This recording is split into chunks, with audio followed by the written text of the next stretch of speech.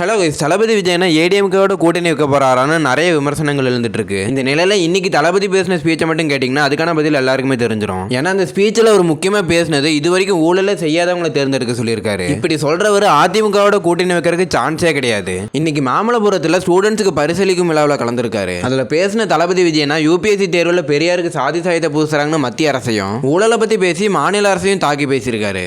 ஜனநாயக கடமையை சரியா செய்யறதுன்னா அது ஒன்றும் பெரிய ஒரு விஷயம்லாம் கிடையாது, சாதாரணமான விஷயம்தான். நல்லவங்க, நம்பிக்கையானவங்க, இது வரைக்கும் ஊழலே செய்யாதவங்க யாருன்னு பார்த்து தேர்ந்தெடுக்க சொல்லுங்க.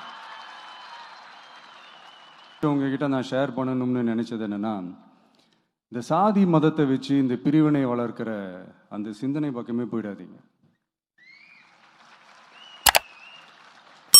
அந்த சிந்தனை உங்களையோ இல்லை உங்கள் மைண்டையோ டிஸ்டர்ப் பண்ணுற அளவுக்கு அதை அலோவ் பண்ணவே பண்ணாதீங்க. விவசாயிகள் என்ன சாதி மதம் பார்த்தா பொருளை விளைய வைக்கிறாங்க? தொழிலாளர்கள் என்ன சாதி மதம் பார்த்தா பொருளை உற்பத்தியில் ஈடுபடுறாங்க? இவ்வளோ ஏன் இயற்கை அம்சங்களான வெயில் மழையில் சாதி இருக்கா, மதம் இருக்கா? எப்படி இந்த போதை பொருட்களை எப்படி நம்ம அறவே ஒதுக்கி வைக்கிறோமோ அதே மாதிரி இந்த சாதி மதத்தையும் ரொம்ப ஸ்ட்ரிக்டாக தூரமாக எவ்வளோக்கு எவ்வளோ தூரமாக அதை ஒதுக்கி வைக்கிறீங்களோ அவ்வளோக்கு அவ்வளோ அதை தூரமாக ஒதுக்கி வச்சிருங்க. அதுதான் எல்லாருக்குமே நல்லது.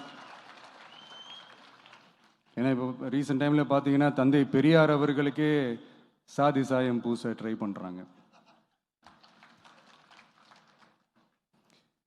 ஒன்றிய சிவில் சர்வீஸ் எக்ஸாமில் கூட சாதி சாயம் பூசுற மாதிரி ஒரு கேள்வி ஒன்று கேட்டு வச்சிருக்கிறாங்க.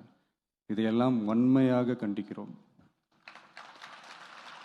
இது மூலமா நல்லா தெரியுது டிவிக்கு தனித்தே போரிடும்னு. ஓகே கைஸ், இன்னைக்கு தளபதி பேசின ஸ்பீச்சை பார்த்தா உங்களுக்கு என்ன தோணுதுன்னு உங்களோட தாட்ஸை நம்ம கமெண்ட்டை சொல்லுங்க. தேங்க்ஸ் ஃபார் வாட்சிங்.